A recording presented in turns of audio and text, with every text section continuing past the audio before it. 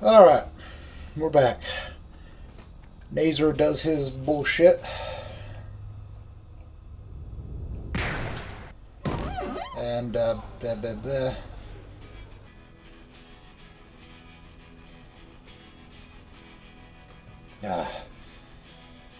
And now we're going to meet Nazer in the auditorium. Some of the lights were off when I get there, but I can make out Nazer's outline among the front row seats. He doesn't turn to look at me when I enter or walk down the aisle. You wanted to talk to me? I can see the gears in his head turning, but his expression is telling me he doesn't actually know what he wants to do. I'll keep my distance just in case. Why did you call me here?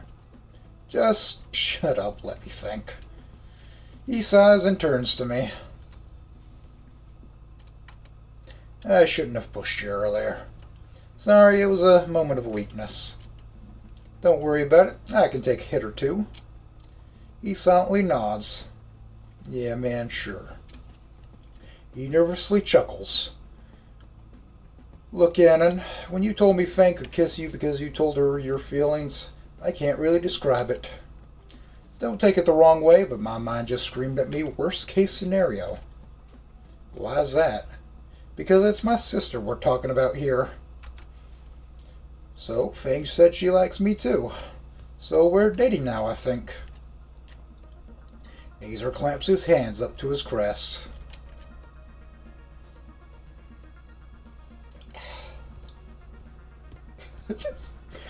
Dating even? Sweet raptor Jesus.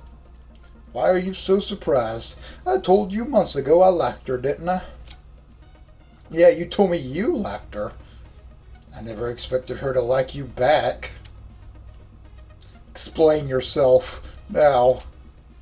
I don't even really know how this happened. I mean, I barely even had friends before, let alone something romantic. Why would anyone want to go out with me? Me, Nazer, me! I wouldn't go out with me.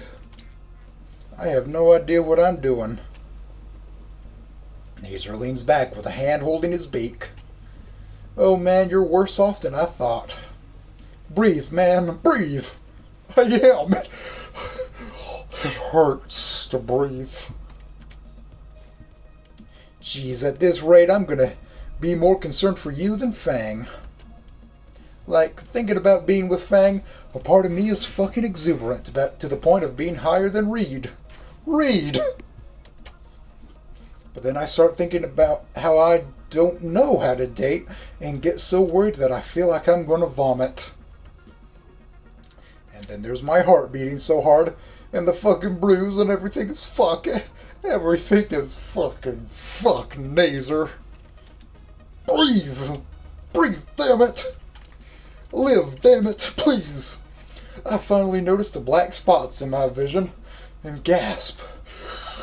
My lungs explode in pain, and I falter back against my chair for support. Is this a panic attack? Nazer, I think I'm having a panic attack. My head snaps to the side, and a fresh stinging pain blossoms on my cheek. I take the seconds of intense pain to focus and collect myself.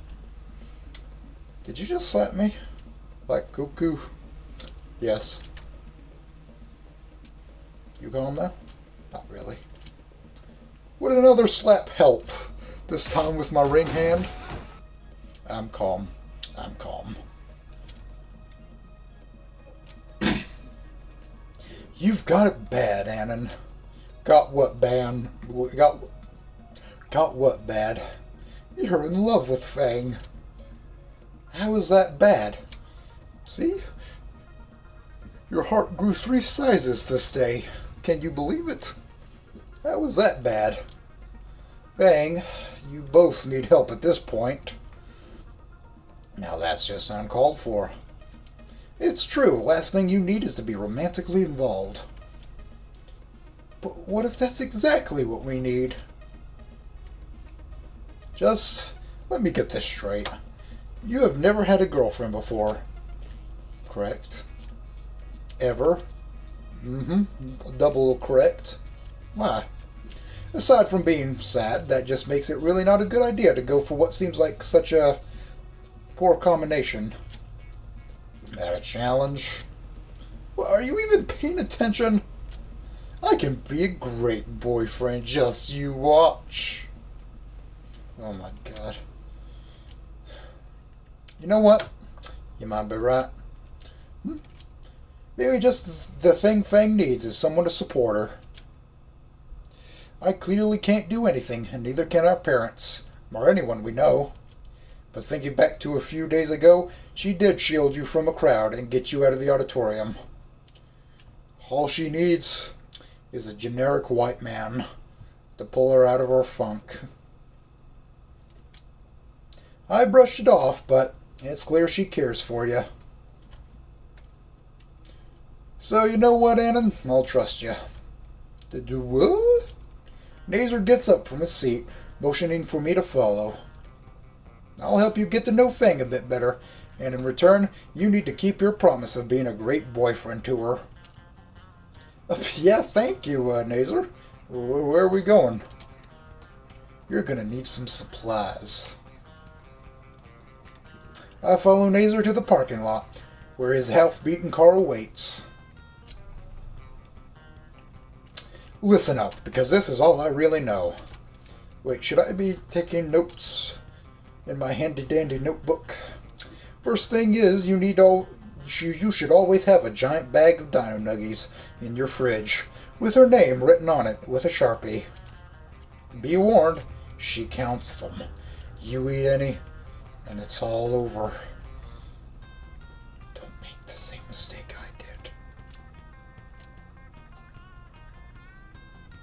I climb into the passenger seat as Nazer revs up the Naze car. You're gonna need some barbecue sauce too, and none of the bargain bin stuff. Fang only likes the top shelf dipping sauce. The car violently peels out of the parking lot. Nazer continued to rattle off a checklist of do's and don'ts for Fang, even as he takes me around various stores to stock up. If she ever says she isn't hungry, she is lying through her teeth. Most places know what you need if you say, "My girlfriend isn't hungry." Next, either get a good supply of earplugs or say goodbye to your sense of hearing entirely. She can and will stay up until 2 a.m., listening to music on full blast. So rude.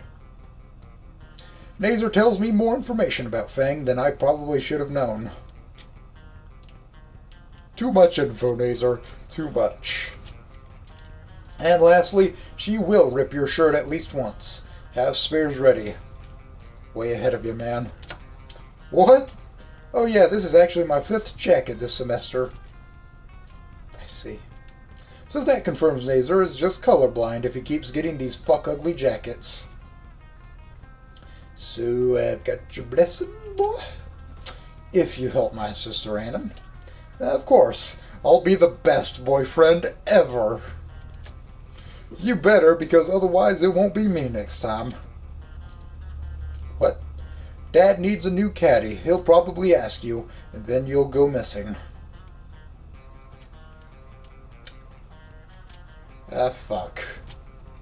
Now tell me where your place is so I can drop you off. Nazer hesitates when I give him my address.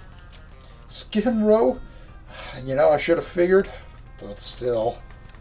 He speeds off in the direction of my apartment with all the grace of a semi-truck. Once we reach my neighborhood, his driving gets even more erratic. Never stopping at stop signs and staying just above the speed limit. Paranoid much? Nazer finally comes to a stop in front of my building and to let me out. Thanks for the ride, Nazer. And the Fang stuff, too.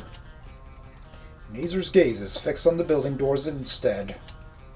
So you're gonna go up and see Fang now, huh? You know you can come talk to her with me if you want. No, I mean I can't leave my car alone in this neighborhood. Don't want something to happen to it, right? He tops it off with a less than genuine laugh. Nazer, your car has more dents than most of the ones around here. Also, I need help carrying all this shit. What, there's like 4 bags. You can carry it fine. Not with these crippling injuries. You slamming me into the locker didn't help either. It's a miracle I'm still able to breathe. Nazer rolls his eyes. Fine, I'll carry the crap up, but only for a moment. I don't want my car getting jacked. He gets all the bags from the back seat, and I lead him up to the stairs to my place. Has Fang been doing all right here? Probably still a bit rattled. Wasn't in the best mood this morning either. Probably a good idea not to get confrontational or anything, yeah? Nazer nods as I unlock the door. I hold the door open for Nazer. He hesitates to enter, so I look in to see Fang sat. Fang sat on my bed, mashing away on the Duke furiously.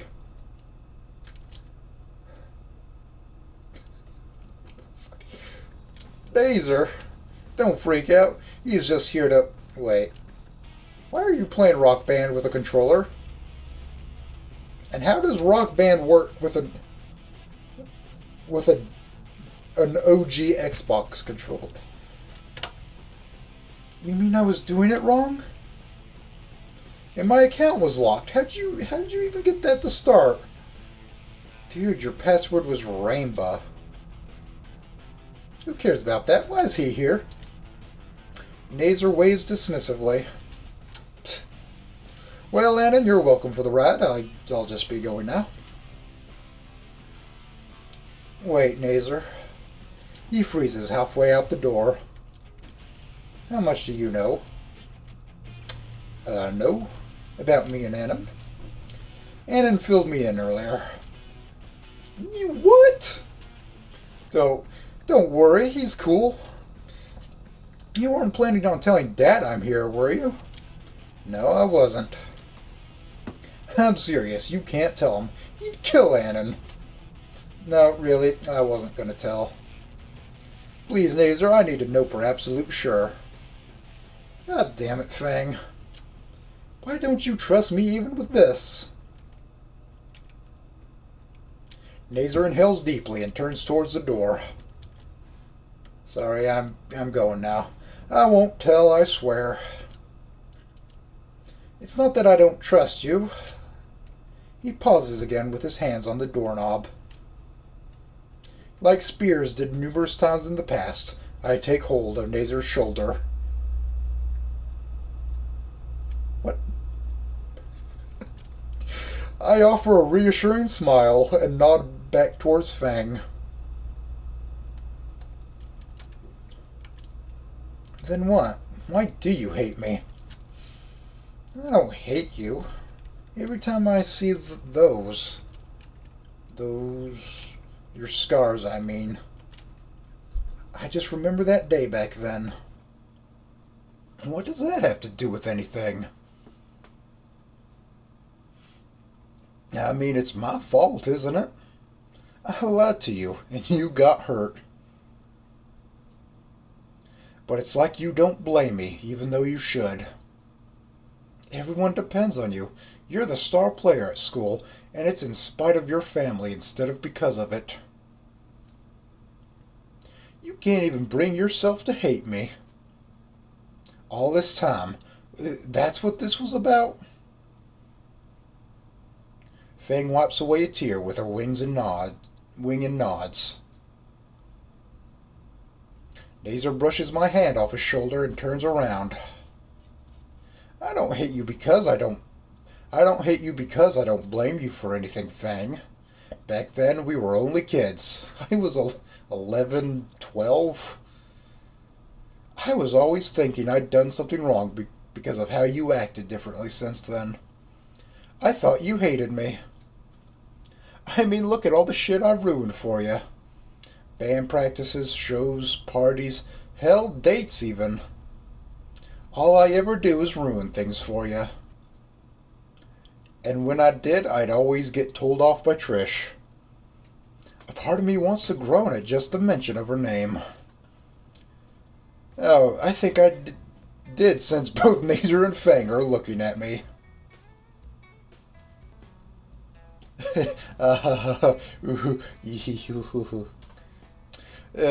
to ruin the moment, Anon. Real smooth, man. Real smooth. Come on, you two are finally making progress. Remind me why we're dating again?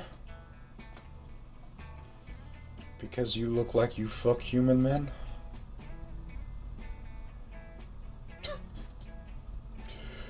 Hey, he's your boyfriend. Cut him some slack. What's that supposed to mean? The siblings chuckle lightly at my expense. The things I do for people. Once the laughter ends, Fang looks at Naser. Look, Naser, for all of Anna's faults, I do like him. Which is why I'd rather Dad not arrest him and kill him. I know I haven't been a good sibling, but I'm begging you here. I told you before, I won't tell. Just be sure to come home later than that. Fang hisses and looks away. You are coming home tonight, right? Well, it's the big show. It's the big show tonight. What? What? I need to stay to look after my idiot boyfriend. I don't need... Oh, God! My fucking ribs! Oh, God! Fang withdraws her finger from the bruise on my chest. Fuck! God, again with the tests! What am I supposed to tell Dad, then? Hell, what have you been telling him? That I've been staying at Naomi's place for a group project?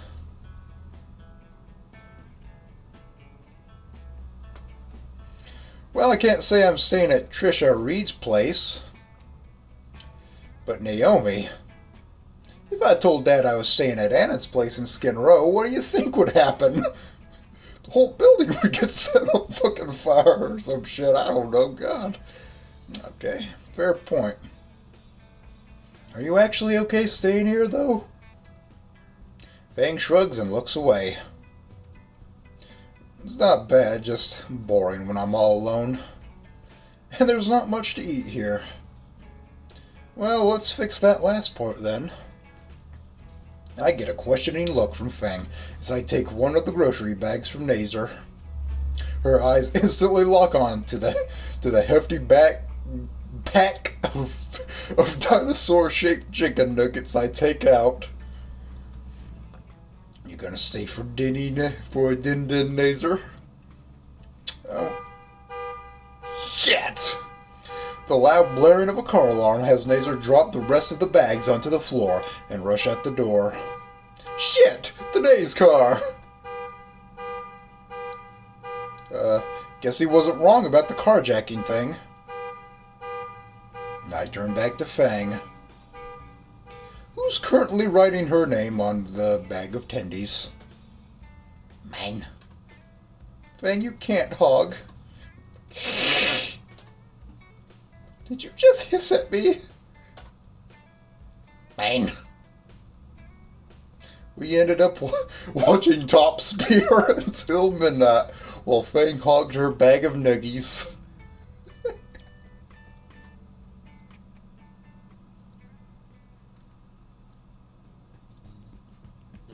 I was ready for an uneventful day of school. In fact, I'd be extremely happy if it was. This entire week has been the most dramatic in my life. Even the walk to school was dramatic, with Fang escorting me as if she was Secret Service. In English, I'm still trying to catch up with the rest of the class. In any other class, I'd have been caught up. But Mr. Suki is an absolute slave driver. My phone buzzes, and I try to tell myself it's not worth getting distracted.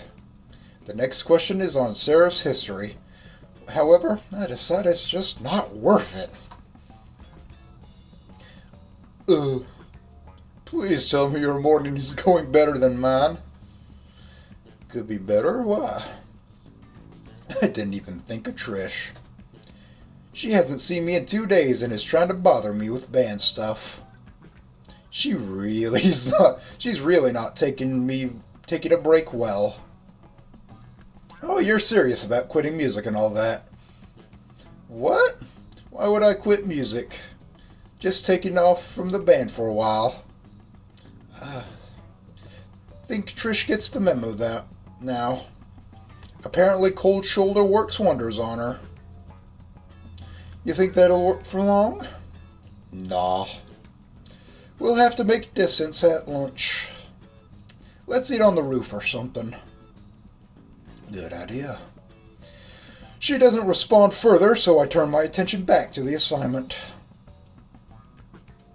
Sarah's font can be broadly classified into one of 4 subgroups: old style, traditional, the Dardidon, and slab serif.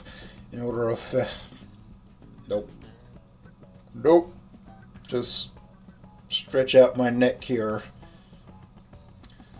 Nope, just writing a review of Beak, a post-paleo RPG here, which is apparently getting another update.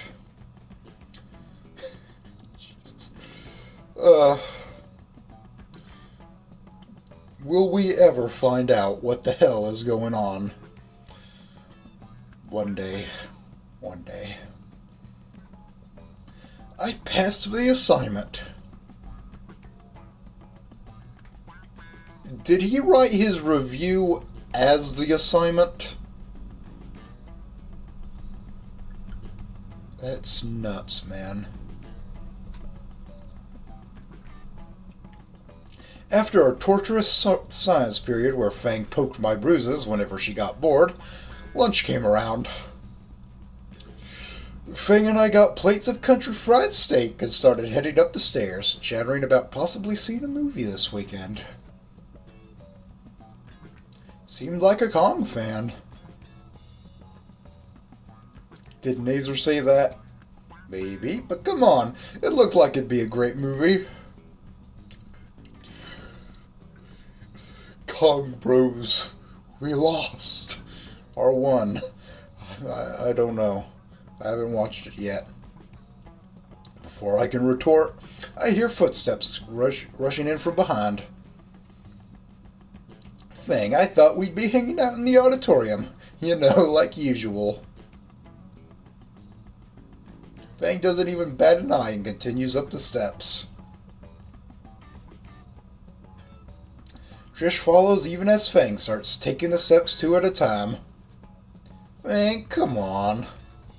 If the door was still there, I'm pretty sure Fang would have kicked it open.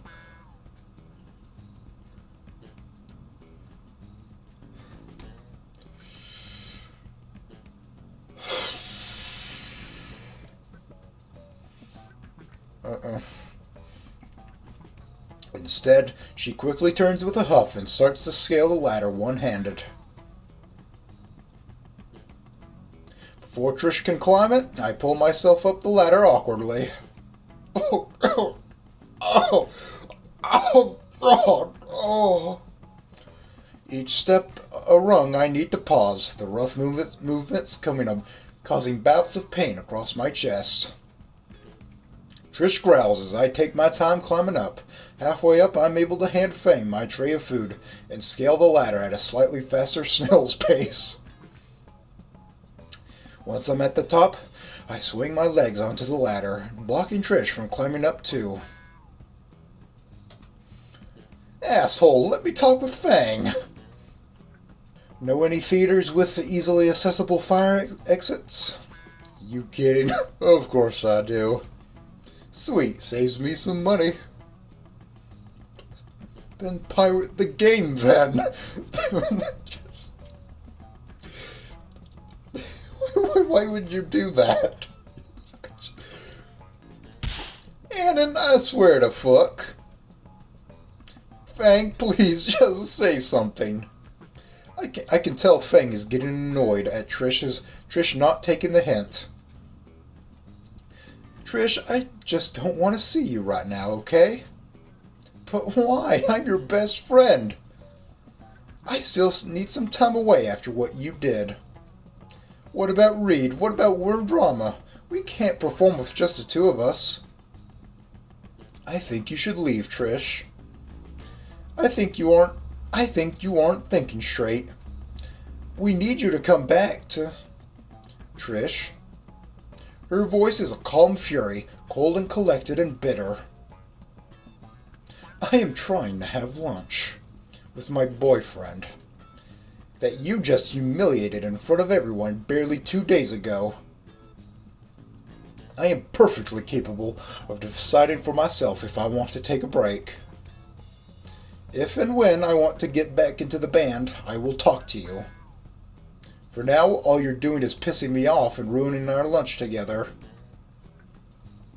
Leave. Trish's jaw hangs open, a barely audible squeak of protest escaping her. She wipes a tear wave with her jacket sleeve and shimmies down the ladder. Sorry. Fang waits until her footsteps are quiet before letting out a sigh. That hurt. Fang's hand finds mine and grasps it. Her grip is feather light, and I can feel her shuddering breath as a shiver in her palm. I offer her silent reassurance, my fingers curling around her hands softly. Anon, do you think I fucked up? I consider for a moment. While Trish did mess up, big time, she's still Fang's best friend. It wasn't all malicious, just misguided. Maybe some time apart will help both Fang and Trish. Maybe, but, you know. I know you can hear this, though. Fang simply rolls her eyes. That's a dweeb. Yup. She held my hand the entirety of lunch, which was nice. But it made eating my mediocre steak fucking difficult. But it was worth it, though. April 1st. And we're going to skip past this. The teacher is making his rounds, checking on the students, and gets to our desks. Hello, Anon, Fang. Are you two getting along well? Yes, Dr. Farnsworth. Great to hear. You know, I'm real proud of you two. I remember at the start of the year, you were at each other's throats. And now look at you. The two of us cringe.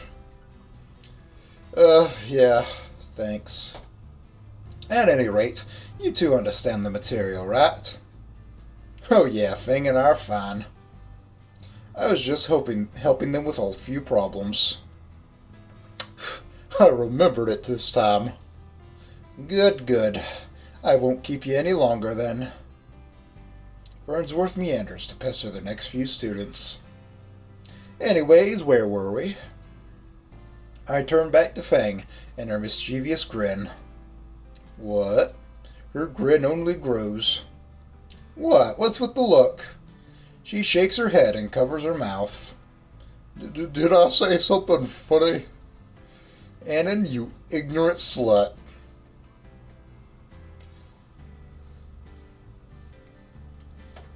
Notice something about me? Anything at all? Why do you have feathers on your elbows anyway? God, no, I'm not actually MB Anon. Oh, she. Oh. Why do you have feathers on your elbows? Still, why? Why? Makes no sense. You don't have feathers on your knees, so why are they on your elbows? You don't have feathers anywhere else, really, except for your wings. It doesn't make any fucking sense.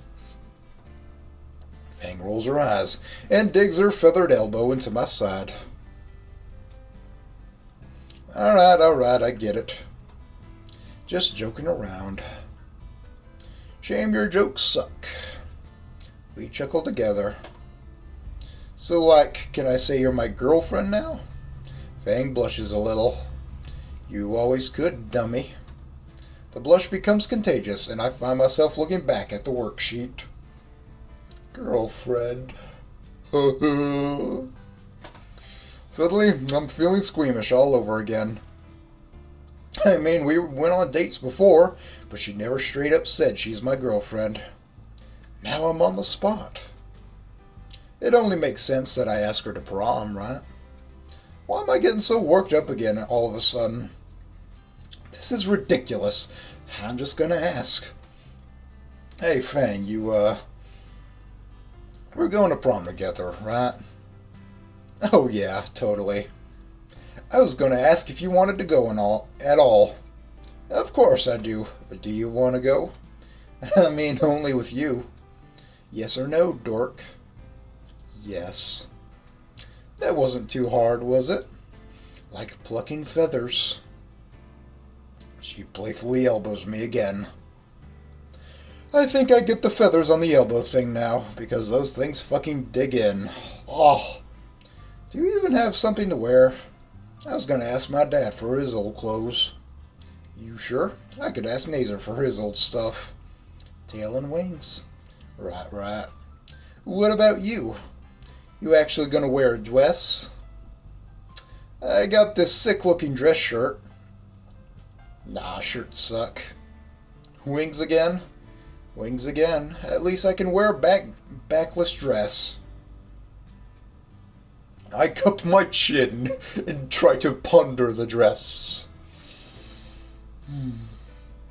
Sexy backs. Oh. The heat creeping up my face tells Fang exactly what I'm thinking. I grin and nod approvingly, and earn a third elbow to my side. Wait, hold on. Do you still go by Fang at least? Why wouldn't I? Cool, just checking. Taking it one step at a time, you know. There's only about 10 minutes left of class. Are we going to have enough time to finish the assignment? Shit, yeah, I forgot. I flip over the page to reveal the entire second half of the assignment. It's going to be close, though. Fang scoots her chair closer to me. No time to waste, then, yeah? Splitting the questions between us, Fang and I are able to finish the assignment seconds before the bell. Somehow.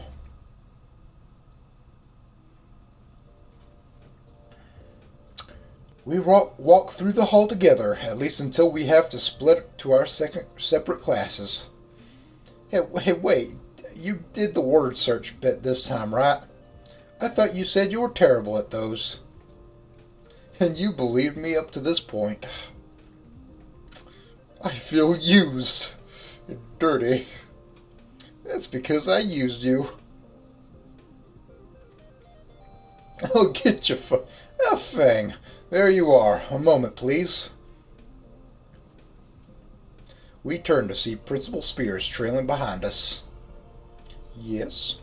Fang, I was planning on asking you during your next class, but since I found you here, I'm embarrassed to say we're missing one event slot during prom. Scheduling error. And your teacher, Mr. Jingo, recommended you for your musical talents. I'm not asking you to make your decision right now, but if you'd consider helping out by performing a musical number or two, that would help monumentally. Oh, Fang's gonna play for the school. If Fang agrees to. Well, sure.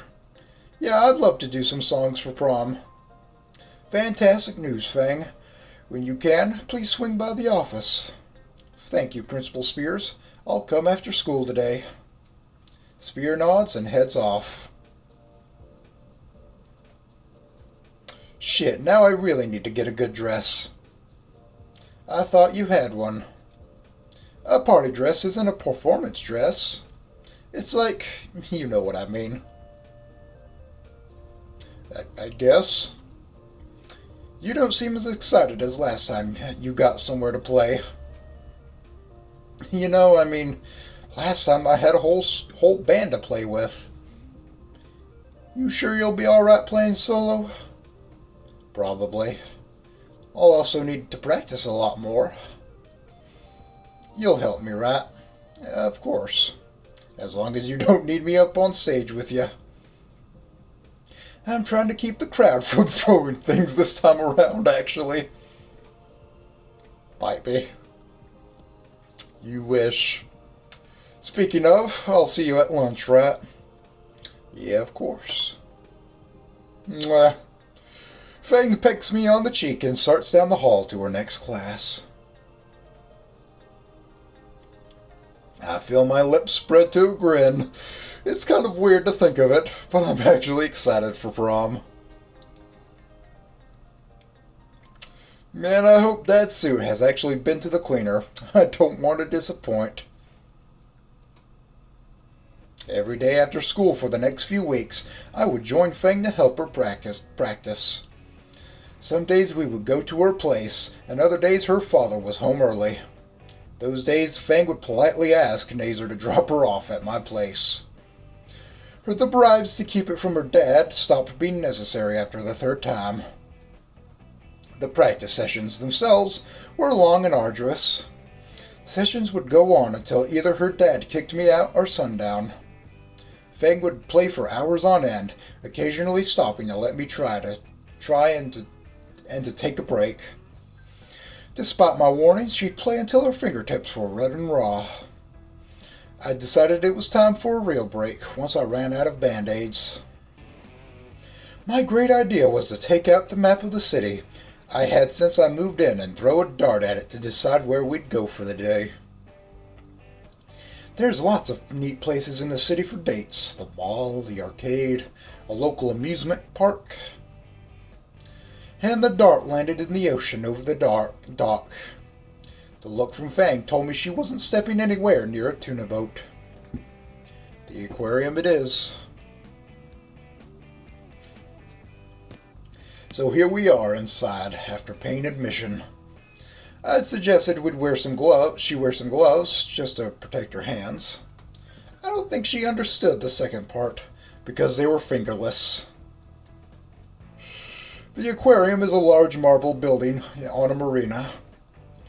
The various exhibits sprawl out to make the place turtle-shaped from a bird's eye view.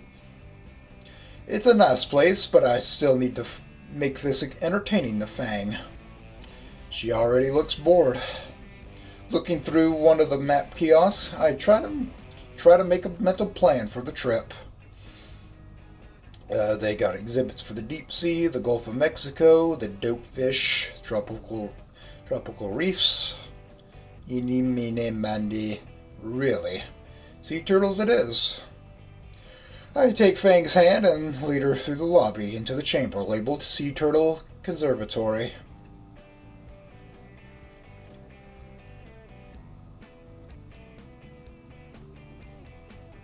Anon, are you sure you want to spend the day here? If you wanted to go to the mall or something, oh my god. A little sea turtle swims out of hiding in the tank right in front of us.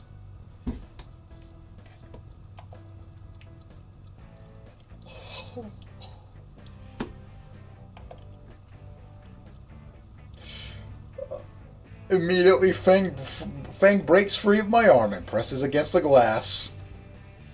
Look at these cute little shits. I love them. Yeah, I see them. I peer into the tank and see a few more hatchlings bob out of the decorative grass. Oh, I guess there would be decorative grass inside of the thing. The hype becomes contagious, and I find myself pressed against the glass as well. Please avoid touching the glass. It stresses the little guys out. Sorry. Come on, Fang, there's more stuff to see. No, there's more here than just those baby turtles, you know. Doesn't matter. You're just gonna stay here all day, then? Yep. What'll you do for lunch? Bring me something from the cafe.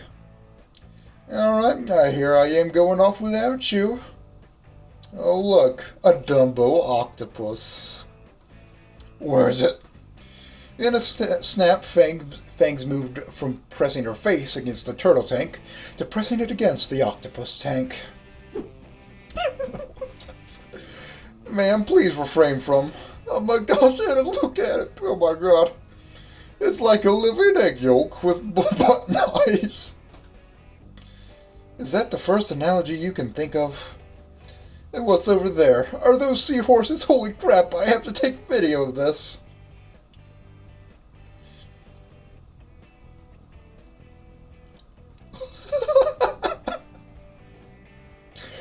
I shrug apologetically at the attendant who has given up entirely. That's wonderful.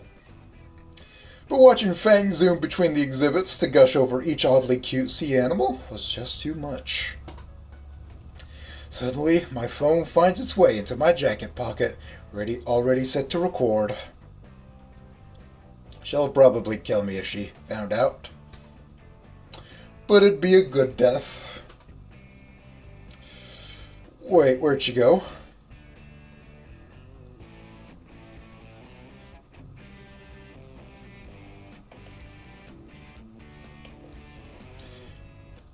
I ran the corner to see the next room has a large group of school children hovering over a Stingray's touch tank. That is a large group of school children, and Fang, towering above the rest. She does have the act down, though. Oh, cool, a stingray pool. You plan on touching one? Touch? Yeah, you can put your hand in, and they'll slide against it. Watch. I roll up my jacket sleeve and push my hand into the water, splaying it out. Fang and the children lean in intently. The water's cold, but sure enough, a few of the playful things make their rounds, and slide up right against it like a cat begging for scratchies. See? Several in the crowd just start jumping with excitement and put their own hands in the water to try for themselves. Fang doesn't seem completely convinced, however. You sure they're alright to just touch like that? Aren't those dangerous? I mean, it's a bit slimy, but there's a hand sanitizer thing on the wall there. That isn't what I meant. Come on, I'll make sure they won't bite. Fang reluctantly grabs my dry arm, and I lead her to a spot not occupied by ankle biters. I put my hand back in and motion for Fang to do the same. She hesitates with her hand raised just above the water's surface, then plunges her hand down next to mine. It doesn't take long for a few rays to make the corner and brush up against our hands. You alright? Yeah, no, just... You were right about them being slimy. Well, I have yet to hear of a dry fish. Shut up. After a few more rounds of rays, Fang decides she's had enough. See, that wasn't terrible, right? Actually, you got all your fingers, right? I don't know. Want to check? Yeah, you seem fine. Her cheeky grin and raised middle finger confirms her hand's integrity. So, which exhibits are we checking next? I check the aquarium pamphlet to see where we haven't been yet. Well, if we go outside, we can see the dolphin pools. The way it loops back through the deep sea exhibits. With Fang in agreement, I lead her towards the exit marked with a large dolphin sign.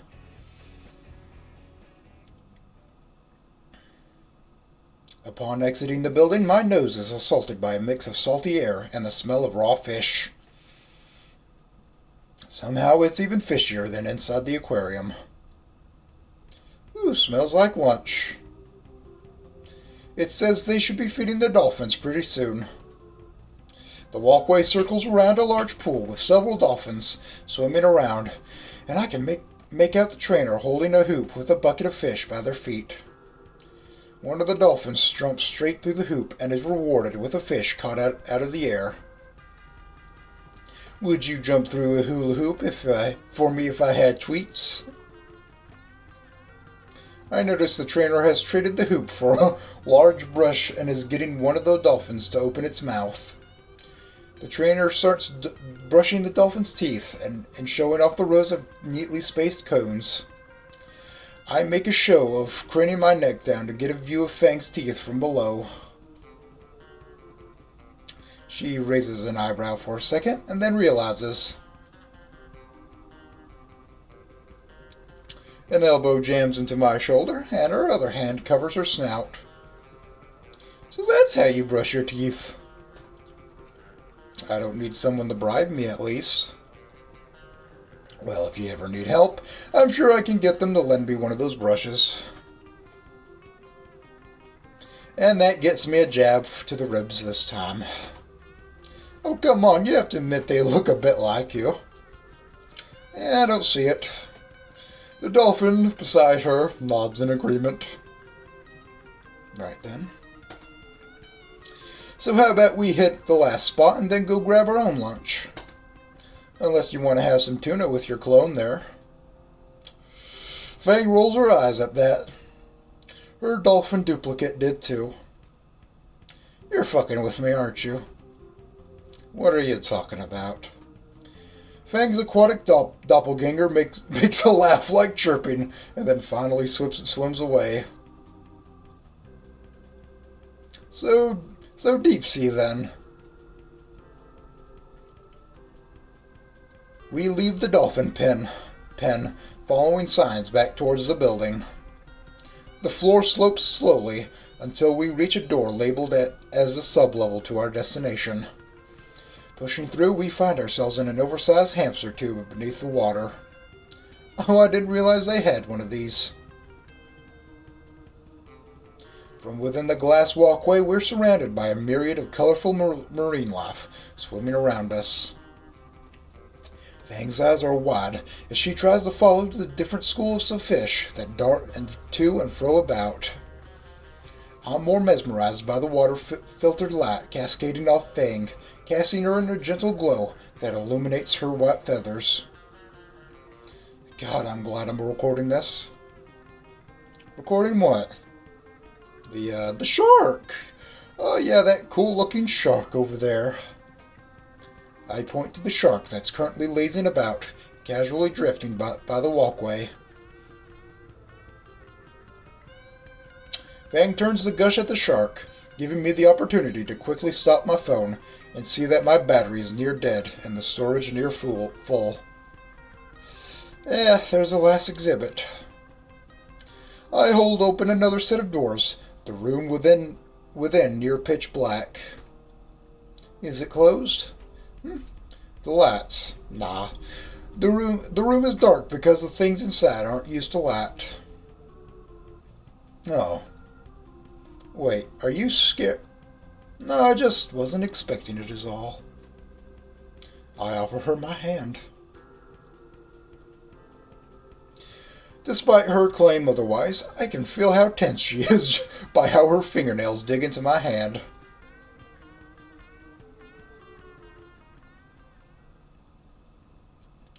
I lead her into the darkened room with what little light there is coming in from the various animals within. The aquariums within are packed with bioluminescent jellyfish, illuminating the darkened room with an ethereal glow. Whoa, this is, beautiful. Yeah, that. I wasn't referring to the exhibit. Fang's grip on my hand eases, and her fingers work to intertwine with mine. With what little light there is, I can make out Fang's smile. My eyes have adjusted enough that I can see Fang's eyes locked onto mine, the gossamer light making them glow. My lips press softly onto Fang's beak end with a chest peck. Give me a warning next time. Nah. I laugh even as her hip bumps me roughly. Our interlocked fingers prevent her from using her preferred elbow tactic. So, had fun? Maybe. I'll say yes if you delete that recording. Aw, but you was so cute. Shut up, I'm sexy, dammit. Not cute. Why not both? She glowers. Feel rested? A bit. I'll feel even more rested after some lunch, though. Sounds like a plan. The rest of our rest day was spent just relaxing on the pier. Snacks on the boardwalk, a bad sunburn on my neck, and a very relaxed girlfriend. Overall, mission successful. Except the sunburn. Ow. That one Powerpuff Girls episode will always fuck with me. It'll always keep me up at night. 1 month later. It's prom night. My old man was kind enough to send over his old tuxedo from his time at high school. No, kids.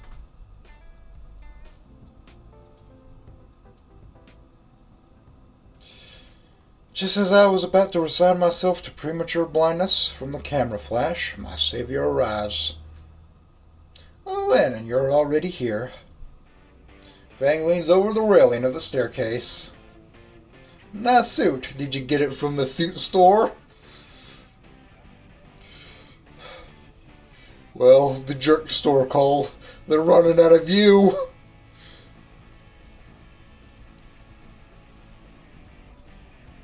Holy shit, she can really rock that dress.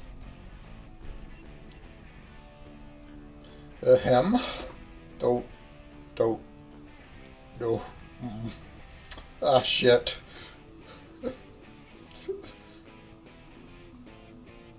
Dad, stop scaring Anon.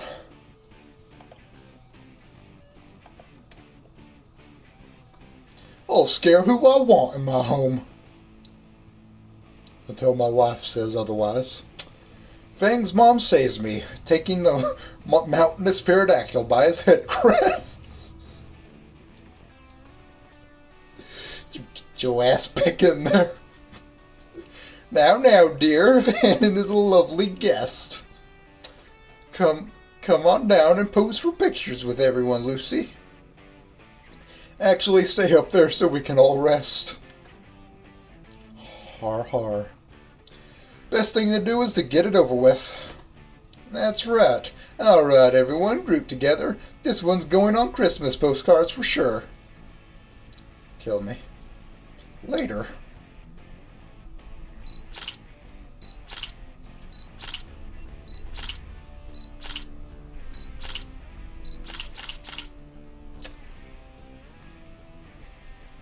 The onslaught of flashes continues as the four of us are directed to stand and pose together in every possible combination. After a millennia, Fang's mother is satisfied, or her camera ran out of storage.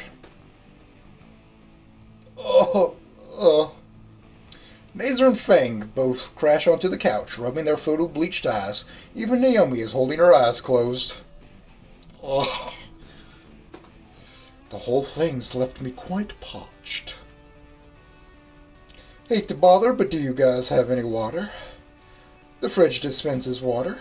Cups are in the cabinet closest to on the right.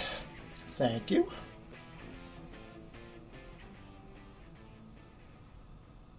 While pouring my glass of water, Naomi walks in after me.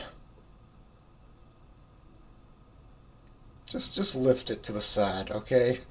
That's all I need to see, and I'll be satisfied. Oh, you need a cup too? I'll grab you one. No, thank you. Actually, Anon, can I speak with you for a moment? Oh boy. Go ahead. I'm very happy that you and Fang are together now, but I take a long, slow sip. But what? But I mean, just look at her.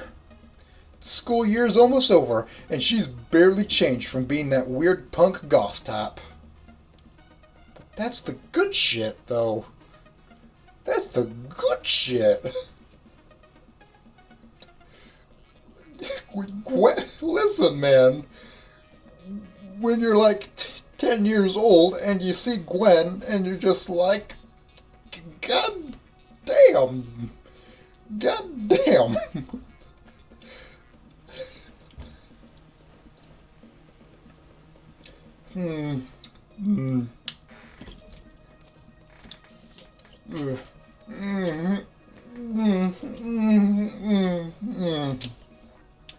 Refreshing. So? I mean, I thought you would try to make her presentable, you know? Water. So good. Could you elaborate further? But it's like you aren't even trying to fix her. Damn, now I need a refill. Could you stop that? I'm being serious here. No, keep going. I'm listening. A quick top up and I'm good to go. Well, I'd figured you would help her become more ladylike. I understand, but how does that make you feel? Well, to be honest, I'd rather Fang not be a problem to me at all. I've tried everything too, but even getting her a boyfriend doesn't work. It's harsh to ask, but when we go to prom tonight, I'd like you two to avoid us. It's supposed to be a special night. I see. Oh, really? That's great. And how does that make you feel, Fang?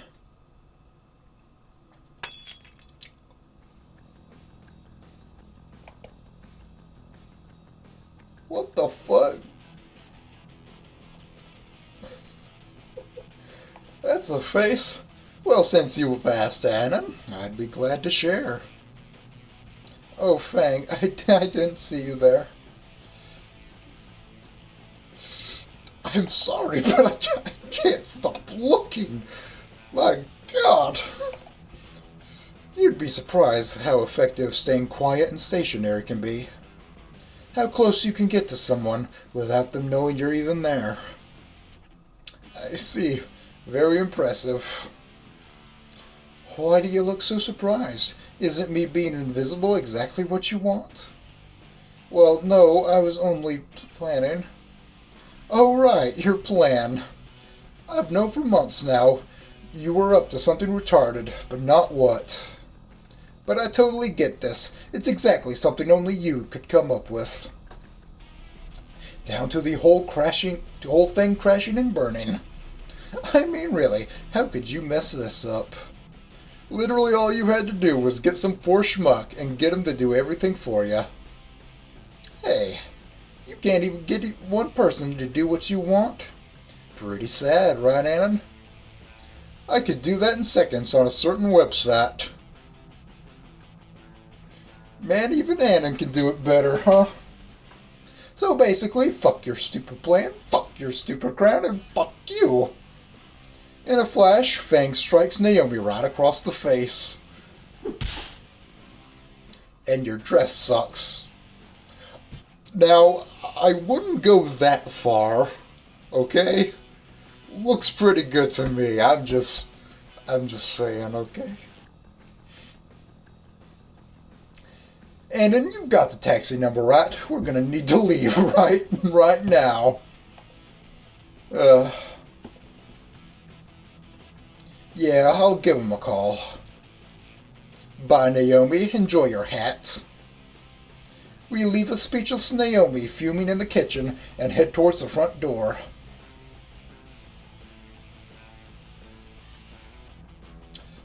And are promptly intercepted by Fang's mother, still holding her camera.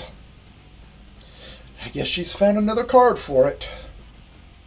You two look so darling together. We need more photos. I think we're going to be late if we take any more photos. Yeah, Mom, we need to leave early so I can get everything all set up. And to avoid being anywhere near Naomi.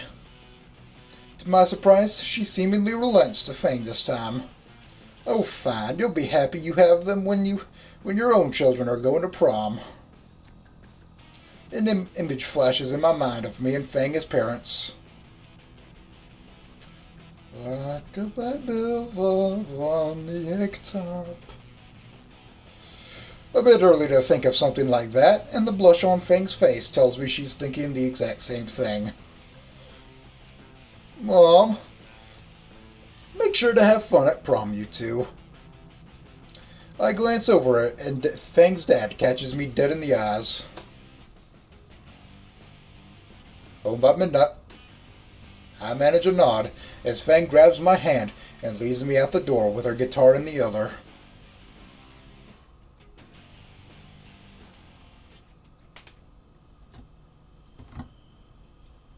Let me call a taxi. I dial the number for the taxi service. City taxi service. Can you come by to the bus stop at... Got it. Click. Did he hang up on you? I don't know, maybe. The taxi skids around the corner, barreling towards the bus stop. What is this guy's damage? I just don't get it. In the last 10 feet, it slows to a graceful stop in front of us. The window rolls down, and it's the same Velociraptor driver from before. Of course it is. Yep, still got it. How did you get here so fast? Was in the neighborhood, skulking the place out. Have a little gold tooth and pretending to be a cop, looking around middle-class suburbs. The driver turns his head around and looks over at us. Hey, it's my favorite couple again. Has the legs skinny. The driver chuckles at his own remark. I briefly consider calling a different cab, but decide to give him the benefit of the doubt. It's fine now, thanks for asking. This guy must stake out wherever we go. Aren't there any other taxi services, taxi drivers in this town? I open the door for Fang, and we climb in the back, fitting her guitar behind the driver's seat. So where are you two lovebirds heading dressed all snazzy like that? Volcano High, it's prom night. The driver gives a whistle in response. Prom, huh? Sounds like one romantic night. With that, he speeds off away, leaving Fang's house in a shrinking spot in the rear view mirror. Shit! I didn't mean to do that. I have no idea what button I pressed to automatically make it skip like that.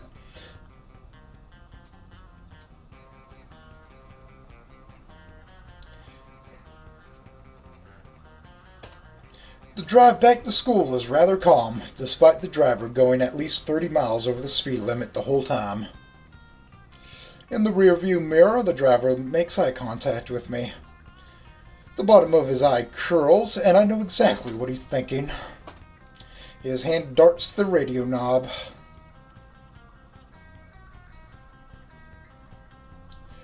Okay, if he stakes out wherever we go, does that mean he's planning on watching us if something does happen?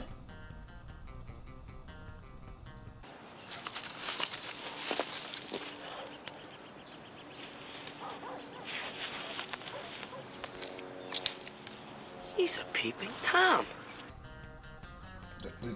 Don't do the knob. The way I dance with you. Fang's heel digs into the back of the driver's seat, making him yelp. Ah! Sheesh, no wonder they call them stilettos, because they still hurt. The driver, that wasn't clever. That wasn't clever at all. The driver kills the radio, a smug grin of victory spreading across Fang's face. Eventually, the cab pulls up to the school gymnasium, illuminated by the celebratory decorative string lights. I reach for my wallet to pay the toll, and the driver just gives me a wave.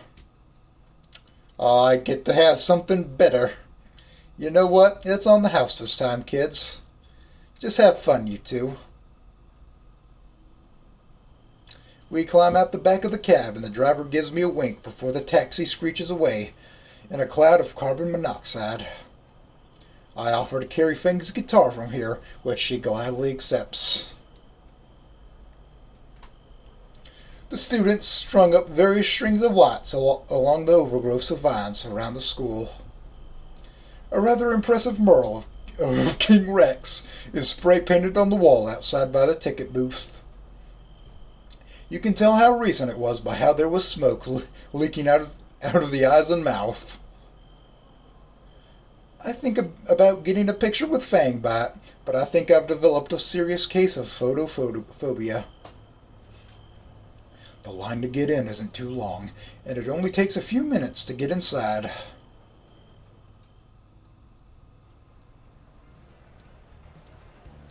Inside is about as well decorated as outside. More lights hang from the greenery and even the ceiling. Those nerdy little Chinese lanterns are strung about from the wall to wall. Gotta wonder who picked decorations that go perfectly with her dress. Perks of the job. Fang leads me to the temporary stage on the other side of the gymnasium, where a curtain had been set up. Thanks to her guitar lessons, I feel like I can actually help her get set up, rather than standing around doing nothing. We slip behind the curtain and come face to face with King Rex, smoke billowing out of his mouth. Sip. Reed must be helping Spears with the sound system. Oh good, Reed's here. You can get everything set up like you usually do. You got it, amigo. With a mock salute. How?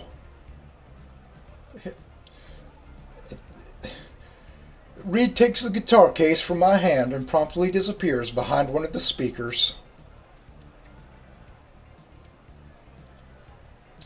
Only to return moments later with the guitar, now with the cable trailing behind him. Damn, he works fast. Yeah, he does. There's a reason he handles all this sort of stuff. The mumbling.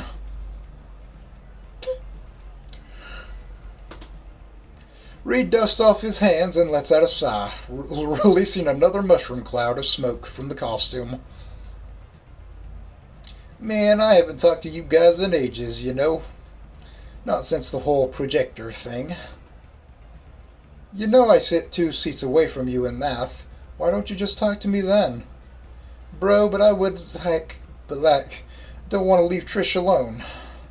She's still super beating herself up over it. Don't want to isolate her even further, you know. I don't know. Weren't you going to talk to her about it, Fang? I've been meaning to, but it's just sort of awkward, you know. I'll try talking to her soon, I promise. Trish is here, somewhere. She bought a ticket. Does she even have a date? Took advantage of my +1 deal for DJing tonight, dude. Don't think she wanted to dance with King Rex, though. Reed's shoulders slump a bit inside the costume. Aw. I can imagine. Think everything's set up now, so we can just enjoy ourselves for the next 90 minutes. You guys going out? Yeah, see you later, Reed. He waves his goodbye and turns his attention back to the mix table. You getting hungry? Yeah, actually. I saw there was a pretty big food table on the way in. Come on. Despite the selection of food being rather diverse and professional, Fang piles her plate with barbecue. I myself end up with a bit of this and that, bits of sushi, various meats, a few of those tiny party sandwiches, and a few things I don't recognize but look tasty enough. Spears told me Rosa helped cook most of this. How? This has got to be at least a month's worth of food. I don't know. She just did it. Is she here now? Probably in the kitchen, working her tail off, making more. We sit against the back wall to wolf down our servings, and Fang makes me go back to get her seconds. Eventually, she decides the black hole in her esophagus is satisfied. Man, were these tickets worth every penny or what? I'm not sure what those things filled with melted cheese were, but they were great. Let's go see what other crap there is to do here. How much time we got? Spears told me I should head back once the slow dances start. Probably another hour or so. You know what? Speaking of dances, we should go hit up the floor while they're still playing the good stuff. Wait, what, you don't like slow dances? What I like are the bones in my feet. Wow! There was nothing I could do!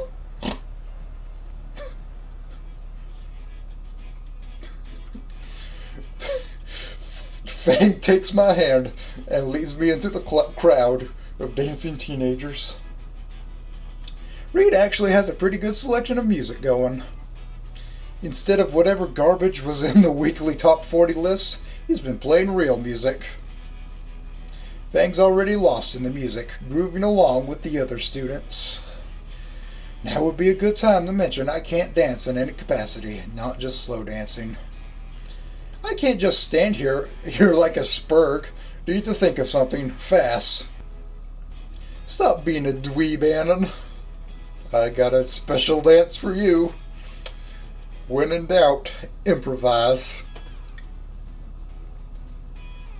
I bob my knees to the fast rhythm of the music.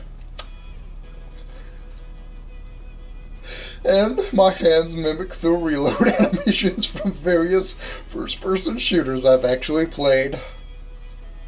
For a good measure, I spice it up with a couple dragon punch moves from fighting cabinets. I end up doing one of those Ken kicks, too.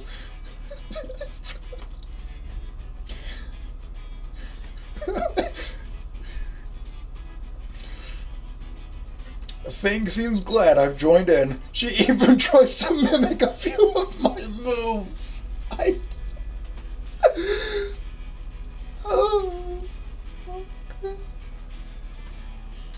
Then she raises an eyebrow and her smile curls a bit more. Wait a minute. Isn't this like... I saw this in Rock Ring. Wait, Anon, are you... I'm not sure what you were expecting. No, that's great. Keep doing it. Holy shit, you're weird. At least I'm not flossing like some of the f***s here.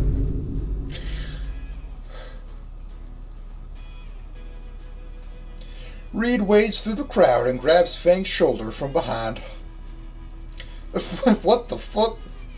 Reed, why aren't you on stage? Autoplay, don't worry about it. Something's come up. We're gonna need you a bit early. Fang hesitates. Damn it, sorry, Anon. I don't mean to leave you like this. Things happen. Go ahead and fix whatever Reed tripped over. How did you... Never mind. Come on, there's no time. Good luck, Fang. Fang gives me a brief hug before following Reed out of the crowd, leaving me alone amongst this sea of sweaty teenagers.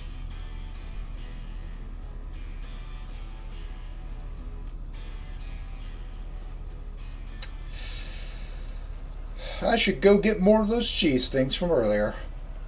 It's nice to eat like an actual human for once. On my way over to the catering table, something catches the corner of my eye.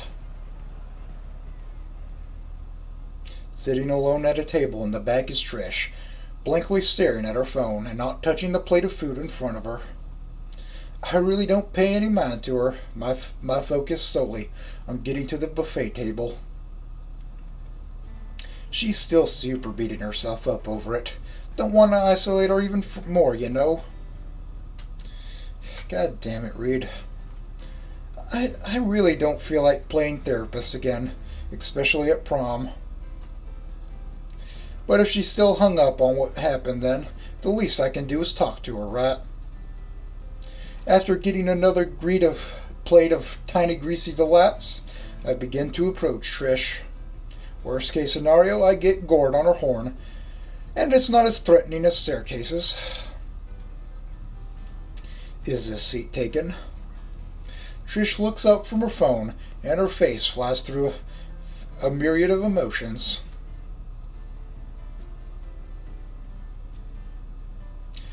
At first confused, then fucking pissed, then aroused, then back to fucking pissed, all in the space of a nanosecond.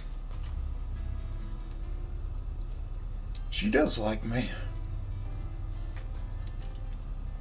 Hey, looking good in that dress.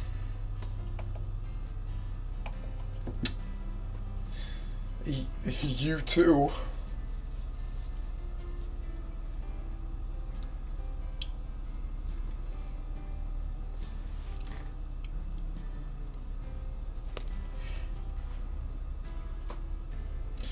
Okay, Operation Confused Trigger is off to a good start.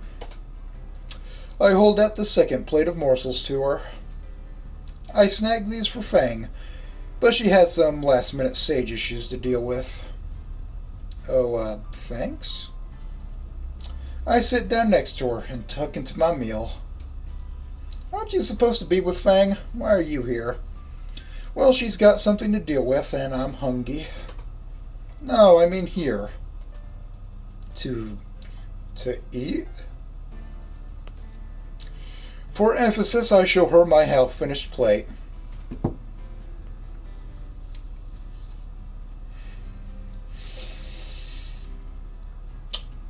What? If you don't. Oh my fuck, no, as in right here. Oh, because it's prom. Before her hands can reach for my throat, I finish.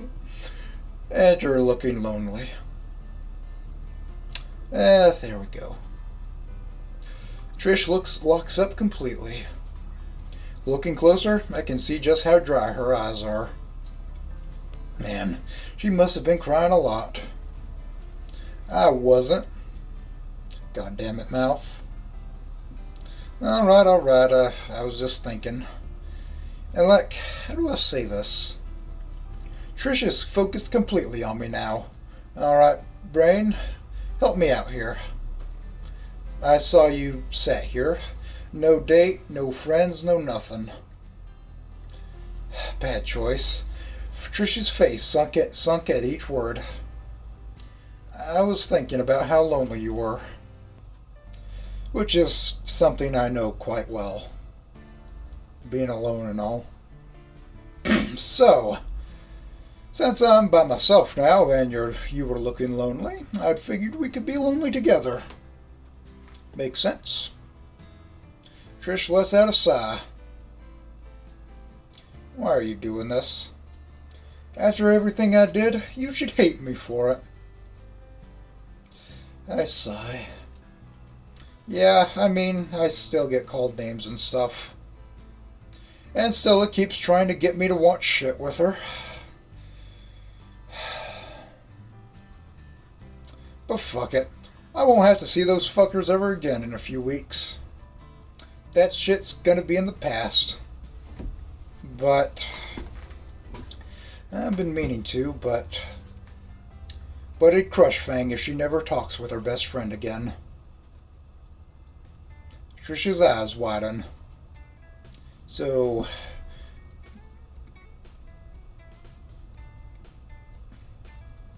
oh, I forgot which fingers meant peace again. I was going through every hand signal I know. I was like, wait, what does peace mean again? What the fuck? What was her name again? So, peace. It's Peace Day. I hold out the second plate of food to her again. Trish takes the proffered plate. Her dry eyes start to water, and a fragile smile grows on her face. Peace. Cool. Also, speaking of, that food's probably cold now, too. It's a bad joke, but it works in getting a simple laugh out of the Triceratops girl. I make quick work of the rest of my pot stickers, noting how Trish is ravenously devouring them. I guess she was looking a little thin. This month must have been hell for her. We sit in silence until the music changes to something much slower. Definitely not my kind of music. I peer over and see Trish staring longingly at the couples dancing. Guess no one's bothered to ask her. Reed has. Then why not dance with him? I am not dancing with King Rex. Poor Reed. Well, how about with me? Do you even know how to dance? No. I can improvise with my reload animations. Let me rephrase that. Do you even know how to slow dance? There's a difference? Trish sighs in frustration. The things I put up with. Alright, I'll teach you. Wait, what? I want to dance. And so help me Raptor Jesus, I'm getting a dance. Trish grabs me by the elbow and pulls me to the dance floor. When Trish finds a spot she's satisfied with, away from most of the other couples, and open, she turns back to me. Left hand on my hip, now.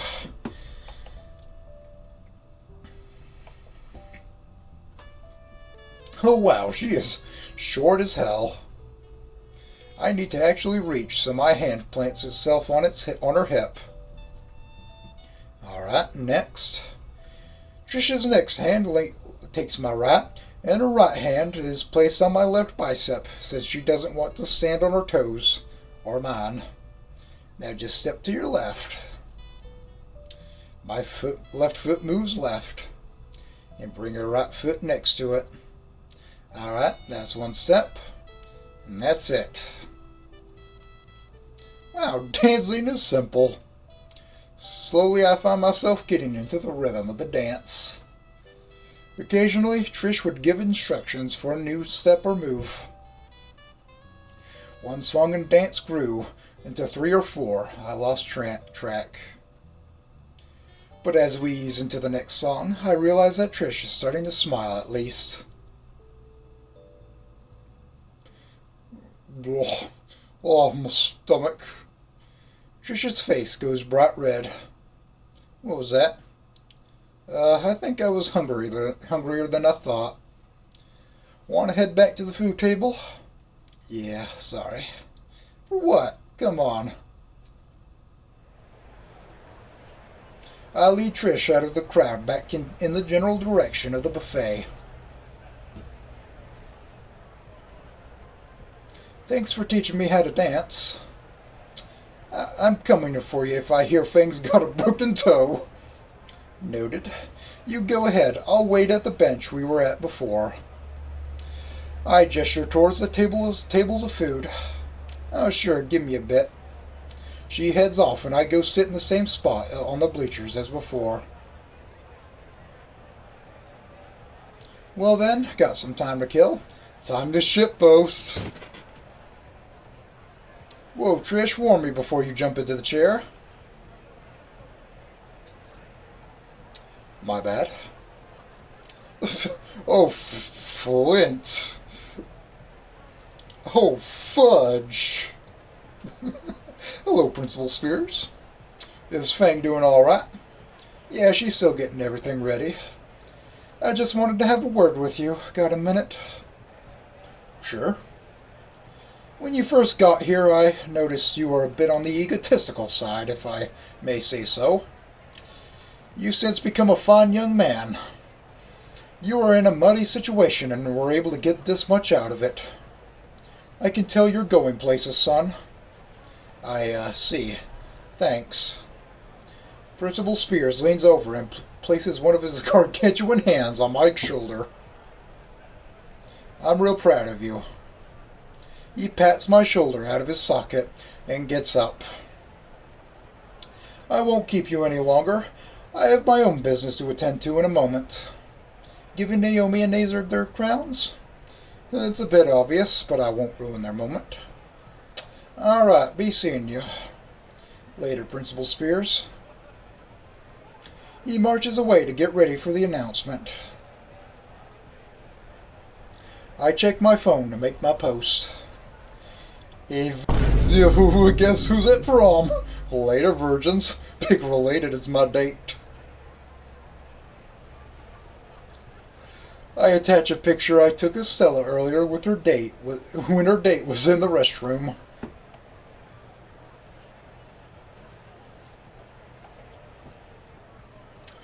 How did she end up with the football captain anyways? Weebiness knows no bounds, let me tell ya. Whatever. 3, 2, 1. Refreshing. 40 replies and revenge for that soda can. Was that the guy who threw it at me?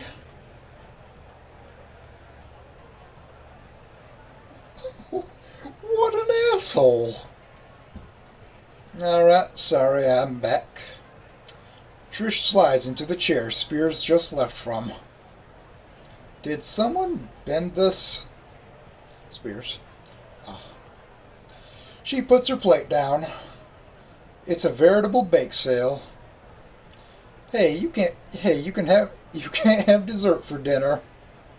Piss off. The music fades until all that's left is chatter. Spears takes to the stage with mic in hand for once. Alright everyone, before we end tonight's prom, we have a couple of items to take care of. First thing is, the principal pulls a tiny gold sheaf envelope from his lapel and holds it up for the audience to gawk at. To announce prom king and queen. Well, this is a foregone conclusion. A few students are already congratulating Nazar as he's led by the arm by his handler. A drum roll, please. Reed steps onto the stage with a small block on his arms. He smiles and nods, pressing one of the myriad of buttons on the block. A mediocre recording of the drum line plays over the speakers as Spears clears his throat and tears open the envelope. And your winners for the 1 2020 class are Nazar and Naomi. He tosses the paper over his shoulder and yanks out the crowns from a pocket inside the jacket. Spears backs out of the spotlight, giving a polite applause to the pair as they rush on stage to accept. The rest of the class is in a celebratory uproar. Spears offers the crowns to Naomi, who puts the larger one on Nazar's crest and to droop off, and then dons the tiara. The whole moment is picturesque, just like Naomi wanted. Thank you all so much, Volcano High. This is such an honor to receive. I don't really have a speech prepared, but in just one short year, Alright, let's stay on schedule. I promised your parents we'd be out of here by 10. To close off this wonderful night, I've asked a student to play one final song for us. Now, I know she's played before with mixed results, but please give her a second chance. To finish up, please welcome Fang. Spears puts the microphone up and gives a welcoming applause as the cheap curtain draws open. Fang is standing on stage, front and center, guitar in hand. Wait, who? She was there last time, wasn't she? I'll just start recording. She scans the room, a nervous look creeping onto her face. Those dicks. I start waving my arms in the air, trying to catch Fang's attention. Trish sees what I'm doing and whistles with her thumb and index finger. Who the... That the weeb? Only he would. Match made for losers. Fang notices us, and some of the nervousness melts off her face. She takes a deep breath and starts strumming the first notes of her song. It took half a year, but she finally completed the song from the roof. The cascade of chords is a slow build that increases tempo gradually.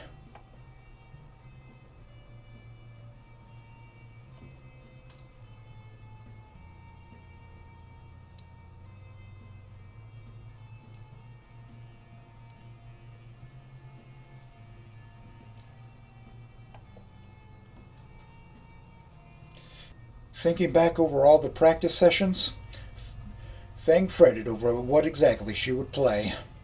Turns out, a rock ballad fit perfectly, both as a final song for prom and as a summation of Fang.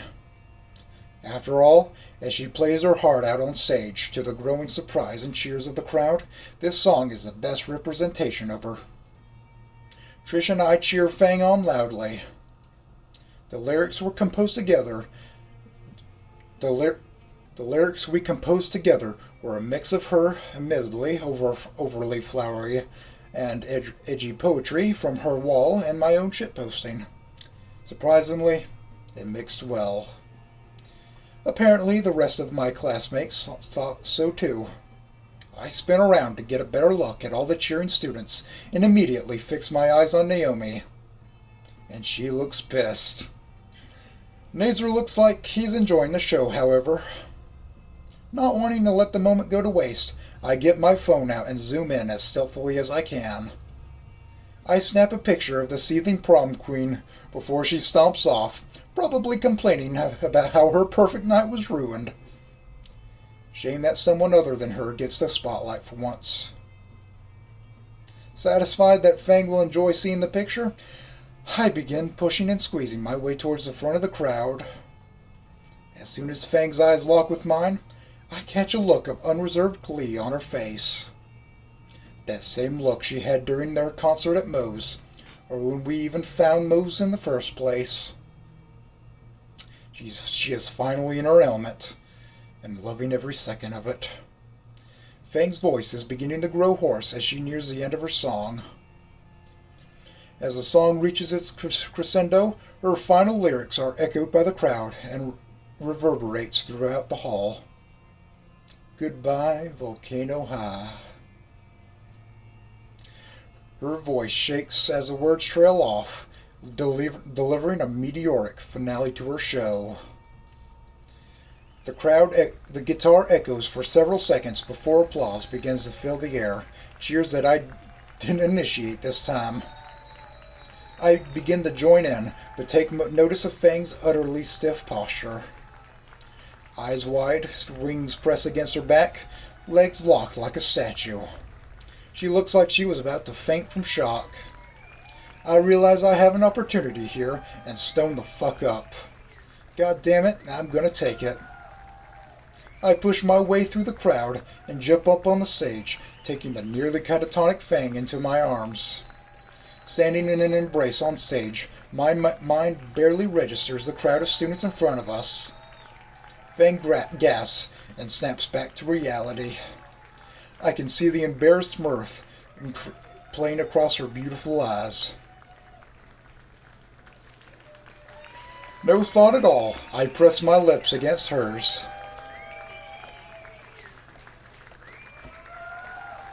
Behind me, I can hear the audience's cheers grow louder. I can hear Rosa and Stella's wolf whistles inside the crowd. I can even make out Nazar, Trish, and Reed's own supportive calls. It's a picture-perfect moment. Wait, missing one thing. I extend one arm out towards Naomi, who I know is suffering from rectal Ragnarok by now, and raise one finger in particular at her. There. Picture perfect.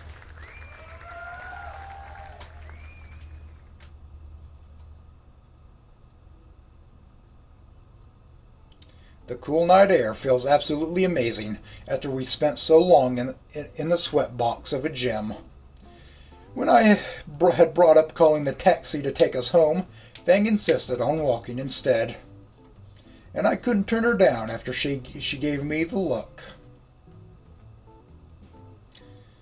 Feels fucking nice now. Her wings flutter and surprises me when droplets of sweat are sent flying from them. Yeah, nice and breezy. Nice and cheesy. My arm finds its way around her waist, and Fang takes the hint and starts walking closer with me. In companionable silence, we find ourselves drifting nowhere near Fang's home. The quiet streets of the town are lit well enough, yet provide a more interesting mystique to it. It's as we pass by the park we had visited so many months ago that my phone buzzes in my pocket. And Fang's hip. And the startled noise from Fang's mouth was part eardrum shattering and part fucking hilarious. Shut up. Her hip collides with mine, forcing my still buzzing phone roughly against my leg. Sorry, one sec. A check of it shows I'm getting dangerously close to my midnight curfew. Also, Reed had been texting me several pictures in rapid succession. All of them depict King Rex dancing with every girl I know except Fang. Even Naomi, with a face fueled by pure celium. And Stella with a blurred gray elbow barely in frame.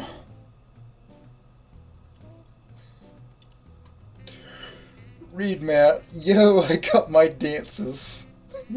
Also swing by the hospital sometime. Bring my backpack.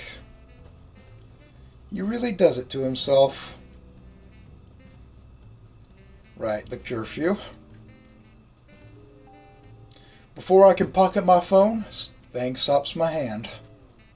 Anon, there's something I wanted to do before we get home. Where are you hiding your smokes? That dress doesn't look like it has any pockets. Not that. Trish and Spears stole my slow dance. Oh.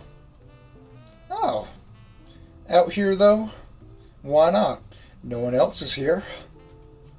I look around and see that she's telling the truth. Well, alright. Okay, before I can ask for a music request, Fang yanks my phone out of my hand and is already looking for one online. The music is tiny and tinny coming out of my phone's ratty speaker. Okay, just like I saw with you and Trish. Wait, do you not know how to slow dance? I can improvise. I chuckle as my hand finds its place on her hip and takes her other. Alright, I think she said like this.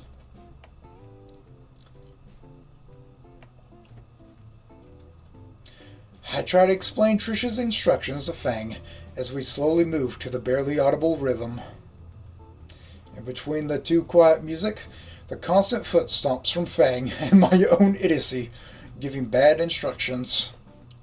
We find ourselves in a close embrace beneath the streetlights, now just swaying along and loving each other's company.